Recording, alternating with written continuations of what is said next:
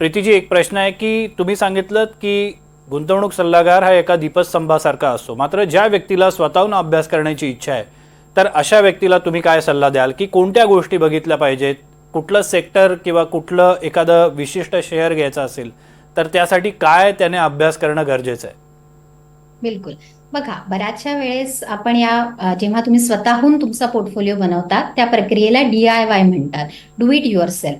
पण हे करताना जसं तुम्ही म्हटलं की अभ्यास करून तुमचा पोर्टफोलिओ बनवणं जास्त महत्वाचं आहे. डायरेक्ट इक्विटी गुंतवणूक हा एक आर्थिक नियोजनाचा भाग असतो.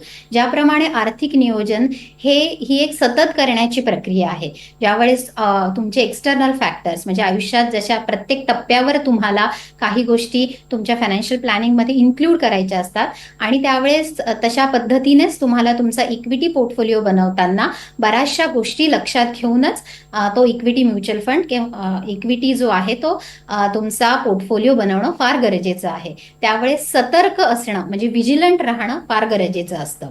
तर सगळ्यात पहिल्यांदा काही थंब रूल्स आहे, जर ते तुम्ही फॉलो केले तर त्यावेळेस तुम्हाला तुमची जी रिस्क आहे ती कॅल्क्युलेटेड पद्धतीने ठेवणं खूप सोपं पडेल. तर सगळ्यात पहिल्यांदा मी एक माझं स्वतःचं अनालिसिस जे मी स्वतःच्या माझ्या इक्विटी ॲसेट क्लासमध्ये किंवा इक्विटी स्टॉक बनवण्याचा जो पोर्टफोलिओ तो बनवताना या गोष्टींचा मी विचार करते. सगळ्यात पहिल्यांदा तर माझ्या पोर्टफोलिओमध्ये जास्तीत जास्त जे माझे शेअर्स आहेत त्यांची संख्या मी 12 ते 15च ठेवते. कारण की जर एवढी संख्या ठेवली तर या शेअर्सवर मला लक्ष ठेवणं सोपं पडेल. मी बऱ्याच वेळा पाहिलंय की माझ्या क्लायंटच्या पोर्टफोलिओमध्ये 50-50 शेअर्स असतात. तुम्ही कशा प्रकारे बरं तुम्ही एवढ्या 50 शेअर्सच्या बाबतीत ज्या पण घटना घडत आहेत त्या सगळ्यांचा तुम्ही ट्रॅक ठेवू शकतात.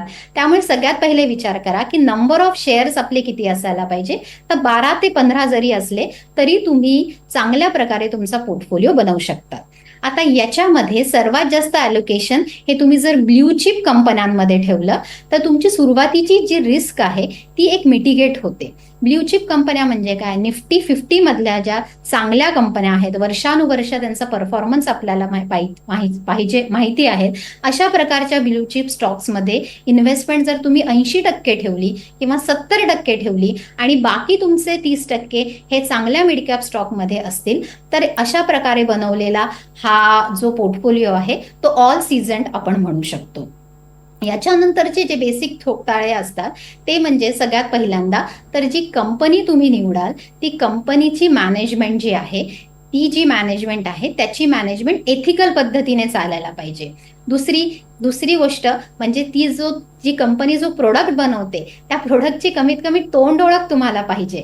बऱ्याच वेळा असं होतं की लोक अशा पद्धतीचे शेअर्स विकत घेतात की ती कंपनी काय बनवते हे सुद्धा त्यांना माहिती नसतं. तर असं करू नका, कारण की तुमचे जे पैसे आहेत तुम्ही अशा कंपन्यांमध्ये गुंतवणार आहात की ते कंपनीचे प्रोडक्ट किंवा सर्व्हिसेस विकत जाऊनच त्या कंपनीमध्ये ग्रोथ होऊ शकते. जर तुम्हाला त्याची साधी तोंड ओळखही नसेल तर पुढे त्या कंपनीचा ग्रोथ प्रॉस्पेक्ट कसा आहे याच्यावर तुम्ही काहीच अभ्यास करू शकणार नाही. तिसरं म्हणजे तुम्ही जेव्हा एखादी कंपनी निवडता तेव्हा बघा की त्याच्यावर कर्ज नसेल तर सर्वात चांगलं. कर्ज जरी असेल तरी ते आटोक्यात असणारं म्हणजे इक्विटी टू डेट रेशो जो आपण म्हणतो तो बघणं फार महत्वाचं असतं. जास्त कर्ज घेतलेल्या कंपन्या पुढे जाऊन म्हणजे ज्या प्रोजेक्टेड ग्रोथनुसार त्यांची वाढ व्हायला पाहिजे तशी होत नाही आणि त्याच्यामुळे त्यांचा शेअरही पुढे जाऊन वाढत नाही. त्यामुळे ज्या कंपन्यांनी स्वतःसाठी घेतलेलं कर्ज आटोक्यात असतील अशा मात्र तुम्ही कंपन्या पाहणं गरजेचं आहे. दुसरं, जर तुम्ही एक ठोकताळा मी असाही स्वतःसाठी वापरते की ज्या कंपन्यांमध्ये सरकारचा डायरेक्ट हस्तक्षेप कमी असेल.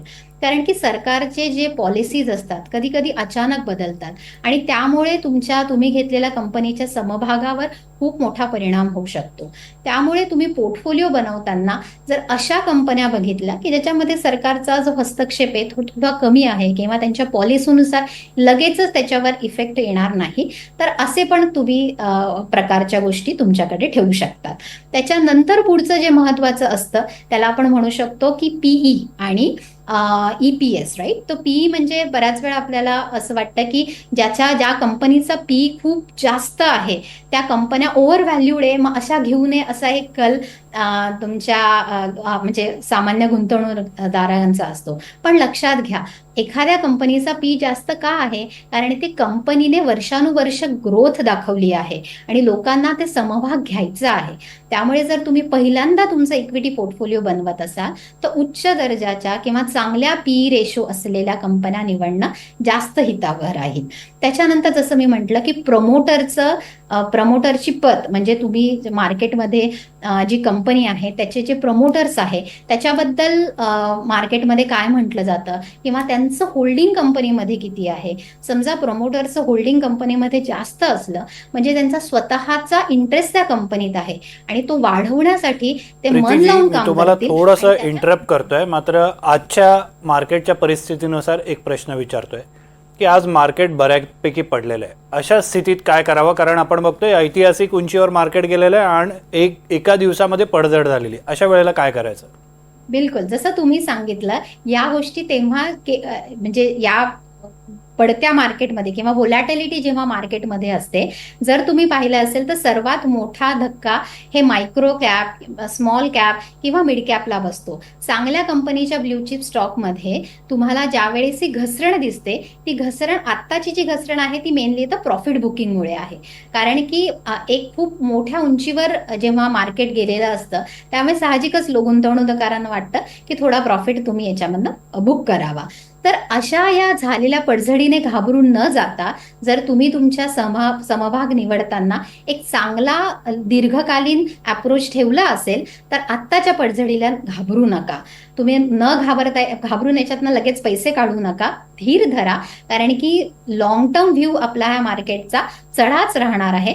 पण डेफिनेटली जसं मी म्हटलं की ॲसेट अलोकेशन, थोडे पैसे तुम्ही प्रत्येक ठिकाणी गुंतवले असतील तर इक्विटीमध्ये जी आजची पडझड झाली आहे ती तुम्हाला सुरुवातीला थोडी धक्का लागणारी असेल, पण ही एक्सपेक्टेड होतं कारण की मार्केट ऑलरेडी उंचीवर होतं. तर असे प्रॉफिट बुकिंगमुळे झालंय. त्यामुळे बरोबर. घाबरून जाऊन लगेच पैसे काढणं हेच मी कुठल्याही पद्धतीचे ॲडवाईस करणार नाही. पण म्हणूनच अशा पद्धतीचं ज्यावेळेस मार्केटमध्ये उतार चढाव असतो त्यावेळेस जर तुम्ही इन्व्हेस्टमेंट ही जाणून समजून उमजून केली असेल तर तुम्हाला या प्रकारची व्होलॅटिलिटी पचवता येते. बरोबर.